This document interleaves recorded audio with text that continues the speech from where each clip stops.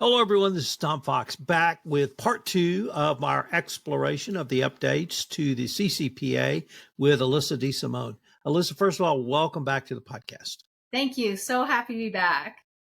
So today, Alyssa, I wanted to take up the topic of opt-in and opt-out requirements and other significant decision making. Can you explain to our audience what opt-in and opt-out mean? Yeah, so opt-in is essentially when an applicant goes to fill out an application to a job posting, there will be kind of that pre-notification there saying we use AI or the use of automated decision-making technology in our hiring process. Would you like to opt into that being used, or would you like to opt out? And if they opt in, then the AI process will be used. If they opt out, providing more information on how that data is being used, anti-retaliation, and so on. So what does that anti-retaliation mean? Because that's a term we use a lot in both HR and compliance, but how do you see it specifically applying under this situation? Yeah, I really see it as if they choose to take that action, there will be no retaliation taken against them for maybe those extra steps that need to be taken. The use of the AI will be probably easier for companies. It will be quicker, faster, and that automated. And I would see it as them still having the ability to move forward in that hiring process, not just automatically being rejected. I really feel that could be a smoking gun, to, for lack of a better term, for retaliation if we're seeing a slew of applicants not even getting a screening just because they opt out. In thinking about how to approach this, Alyssa, I was trying to think of how a regulator might assess this. And really the only thing I could come up with was basically a disparate impact analysis sometime after the new law goes into effect. 30 days, 60 days, 1 year, 5 years, whatever that time period might be. Can you explain what a disparate impact analysis might be? And then, in your opinion, what might be an appropriate time for the California regulator to wait before they look at a company's record to see if there really has been retaliation or not against those who opted out? So I would say that a disparate impact analysis is weighing the data on looking at who opted in and who opted out. And that would be a first step, looking at all of the applicants and first seeing out of who opted in and opted out, who was moved forward in the hiring process and who was rejected initially, to get that initial phone screening.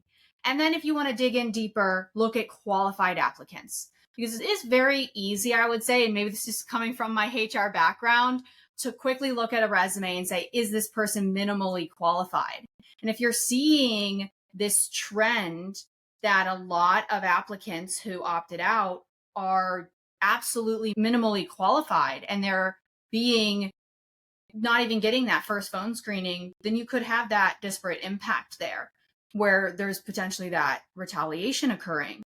I would really say that's the first step. And then you can kind of escalate it from there. If you're not seeing a trend or any significant data, then you can kind of dig deeper into, okay, for those who are getting selected on either side, now is the system potentially having a disparate impact against anyone in a protected class, whether that be, it doesn't matter if it's Title VII, if it's ADA, ADEA, or other laws with protected classes. Are we seeing a trend where those who are maybe over the age of 40 are getting less phone screening calls or moving to next stages because maybe they're not being selected by the system?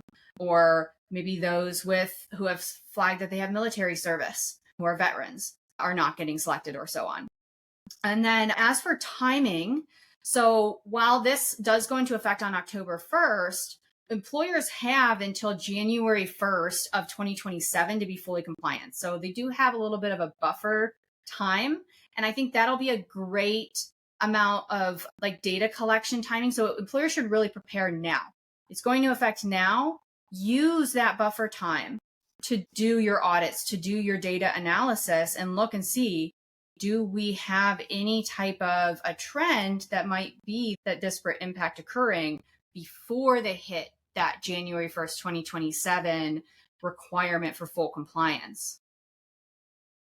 Alyssa, if a company or rather a user is opting in, and what's a clear and easy way for applicants to understand their rights when opting in, how the tech is used and how they might access their data and perhaps other rights, and how much training would you say is needed for an HR department or other department who may be using some of these ADS or ADMT tools?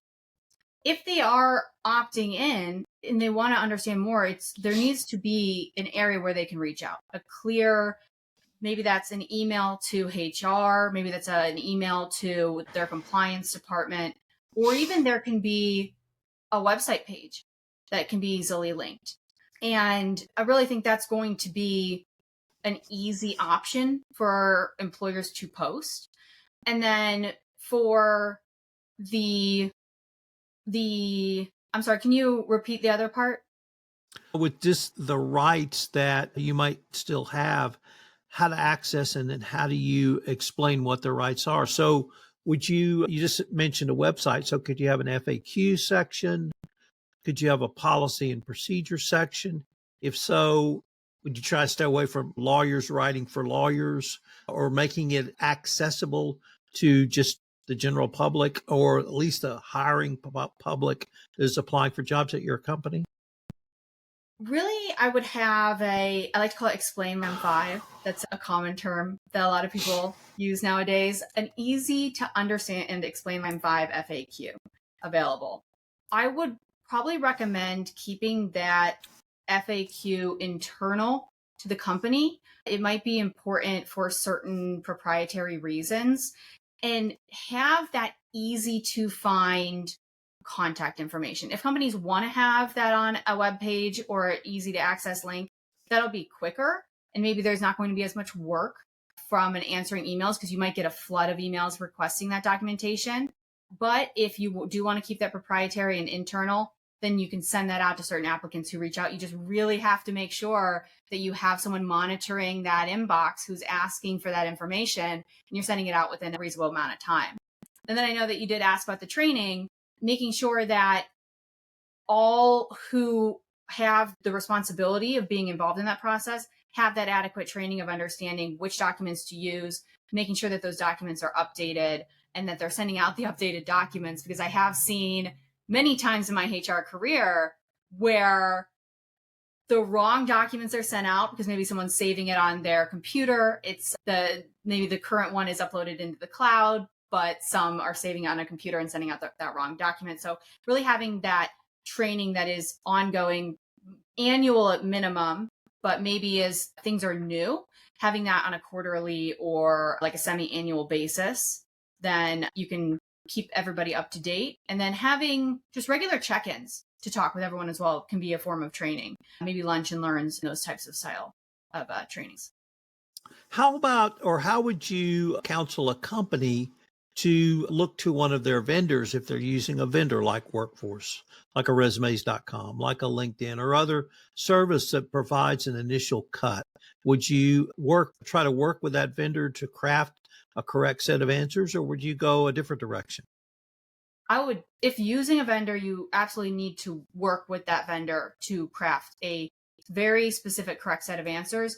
And then you need to continuously follow up with that vendor. You need to work with them, audit them, and ensure that they're staying compliant, because that is part of that requirement. You can't hide behind a liability shield. If you are using that vendor, they have to be remaining compliant as well. So this next question certainly will be for the lawyers out there, but you can't pass it up. And that's the meaning of the phrase in the law of significant decision making.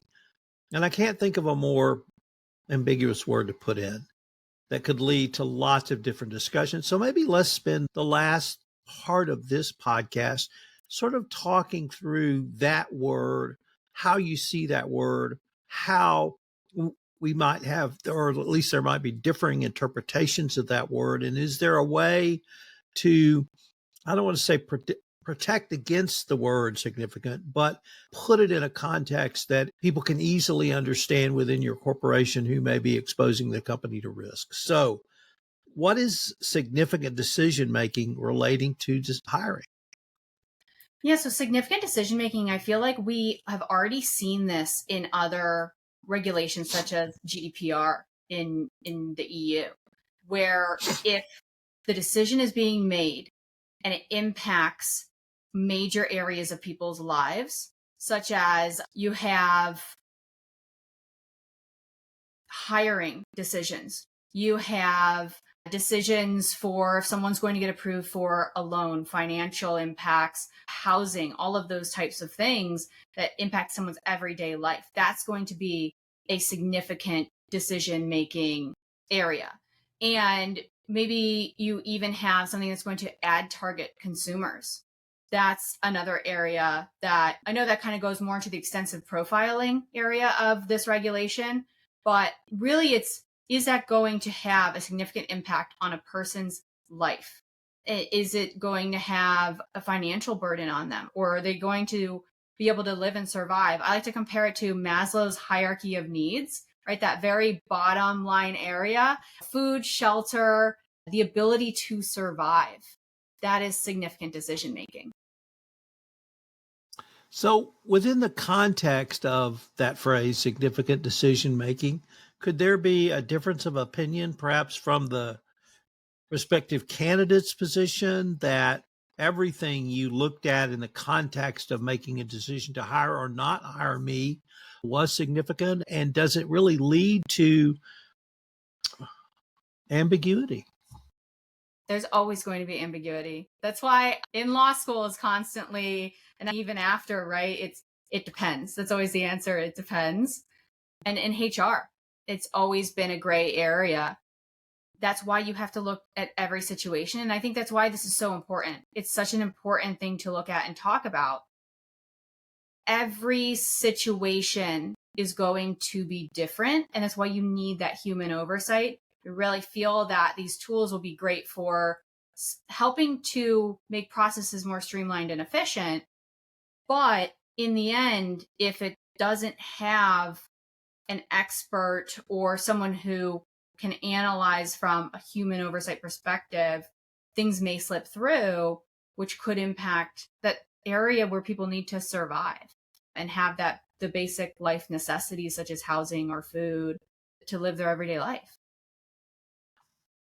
So I don't know if the word was a compromise. I don't know if the word was left ambiguous intentionally to give perhaps room for companies to argue one way or the other. But I just see that, and that's why I asked to maybe focus on this for a few extra minutes, as an area that could be ripe for litigation and could be ripe for different types of interpretations. Any sort of final thoughts on that issue, Alyssa?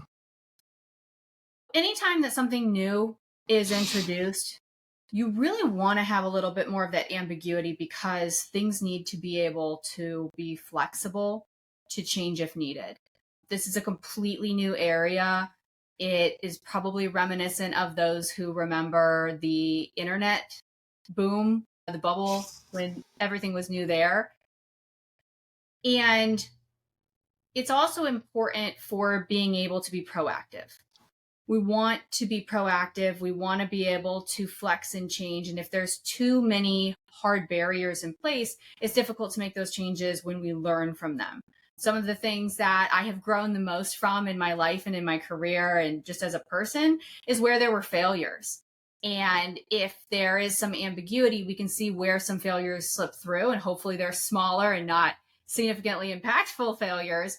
But then changes can be made where that ambiguity exists in the regulations, and it allows for interpretation, which then can be amended and stronger the next time. But we at least want to have something in place that protects from the mistakes or failures, I would say, that we've learned from the past and kind of learning from history. Alyssa, unfortunately, we are near the end of our time for this episode. But before we leave, I wanted to ask you if our listeners want to connect with you or find out any more information about you, what might be the best place for them to go. Yeah, thank you. If anyone wants to reach out, talk further on this topic, connect with me professionally, or just have a chat, they can look for my LinkedIn. So just search for Alyssa DeSimone. I believe I also have my title MBA/MCRM and SHRM SCP on there because I'm not sure if there's other Alyssa DeSimones, but you'll see my face as it kind of looks today. So yeah, just reach out on LinkedIn and I'd be happy to chat. Well, thank you again. I hope our listeners will join us next time where we take up data retention, policy updates, and training. Looking forward to it. Thank you so much, Tom.